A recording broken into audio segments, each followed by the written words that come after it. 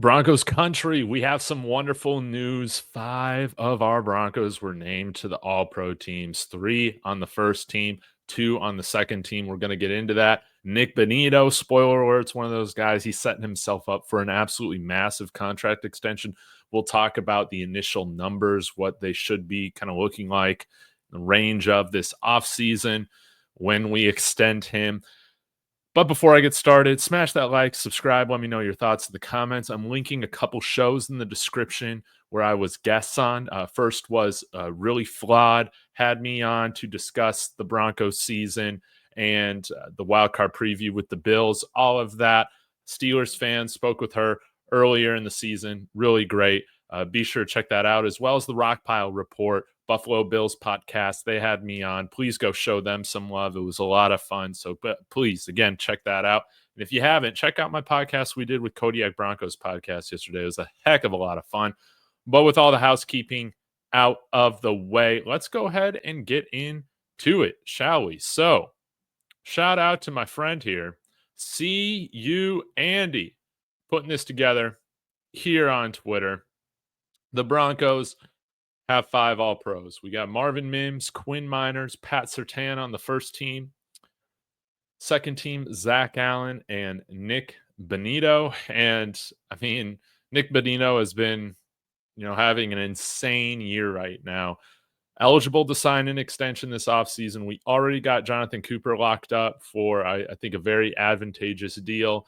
And let's shore up the edges long term. How about that? Right now, according to ML Football, projecting a 4-year, $75 million contract. We'll see how much of that is guaranteed, but he's definitely earned it this year. Only 25 years old, 13 and a half sacks, and this year took a huge jump to become one of the premier pass rushers in the NFL. Not leading the league in sacks, but I want to say he's like second or third offhand. No fifth-year option because he was a late second-round pick out of Oklahoma. But him and Marvin Mims, late second-round picks made by George Paton. And Sean Payton, of course, had input on Marvin Mims, but this is his second straight year as an all-pro returner. Let's get to some of those stats as well. You can see here down at the bottom, like comparing his season. He was all-pro last year as well, or Pro Bowl. Might have misspoke, but averaging 27.7 yards per attempt on kickoff returns. And then on the punt returns, still averaging a little over 16.1 yards per return. No muffed punts this year. That's absolutely fantastic. He did have a return touchdown last year. Doesn't have that this year, but has still been one of the premier threats to return one and take one back at the return position. So it's great to see him continuing to get that recognition.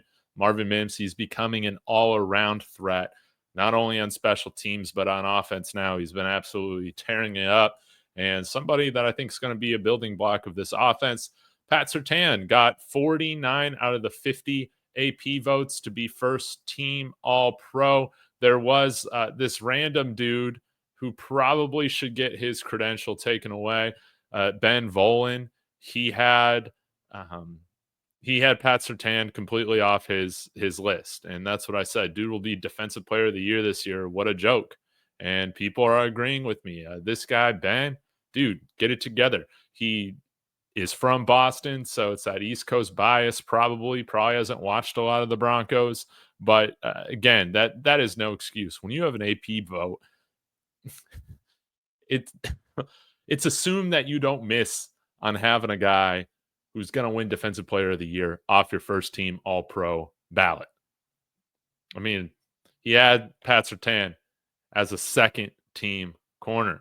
He had, let's see here, on the first team, Derek Stingley and Denzel Ward. Are you kidding me? That's terrible. Now, when we get into the stats with Pat Surtain, he's been incredible. I mean, the coverage grade on PFF, 87.4. That must be one of the highest in the NFL. No doubt about it. And he's only let up 1 touchdown, has 4 interceptions, 5 pass breakups, NFL passer rating when targeted, 61.1. And yeah, he's been a good tackler as well. 45 tackles, only given up 317 yards of receiving the entire season. And playing close to 1,000 snaps so far this year. He ain't done yet. He ain't done yet. I love that Pat Surtain is going to be here for a real long time.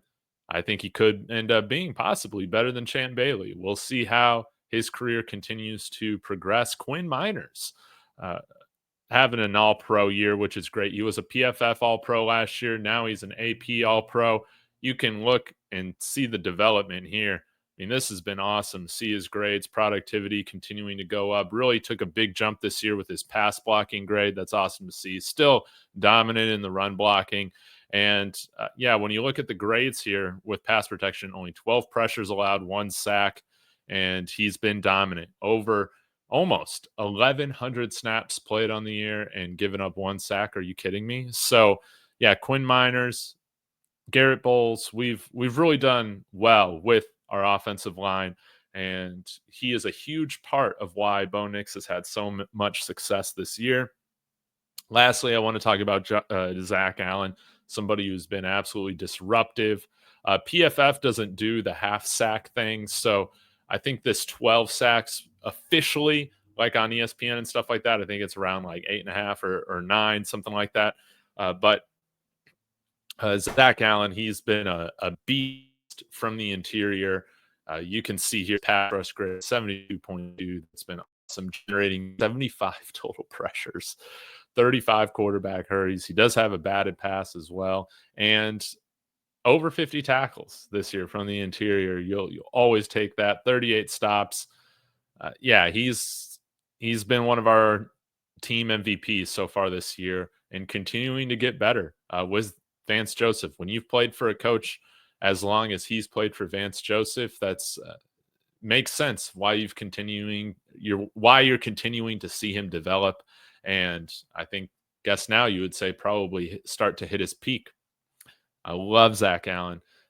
Fantastic free agent signing. Let's get him locked up for this run. And again, Nik Bonitto, 13.5 sacks officially. PFF will count that as 15, but he's been amazing. 57 total pressures, 26 total stops.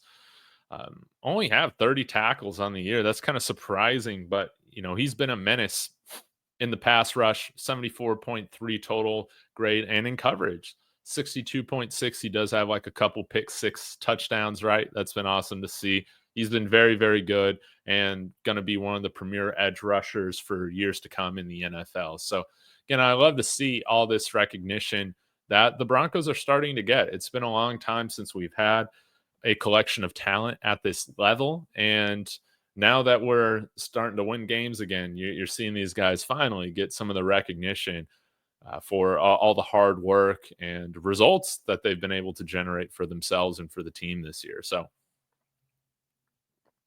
absolutely love to see it.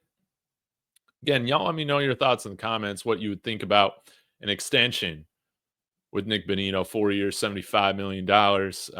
I would imagine it's going to be even more than that. I mean, that's less than 20 on average a year. So we'll have to see how it all shakes out. Let me know the numbers you expect to see him sign for. But guys, I'll be back again before our Broncos take on the Buffalo Bills, previewing this matchup. I've gone the whole week without talking about it, but it is pretty cool that we're going against Von Miller when he was fantastic, obviously, in 2015, our last playoff berth. So y'all let me know your thoughts in the comments. Be sure to check out the shows that I'll link in the description. As always, y'all, go Broncos.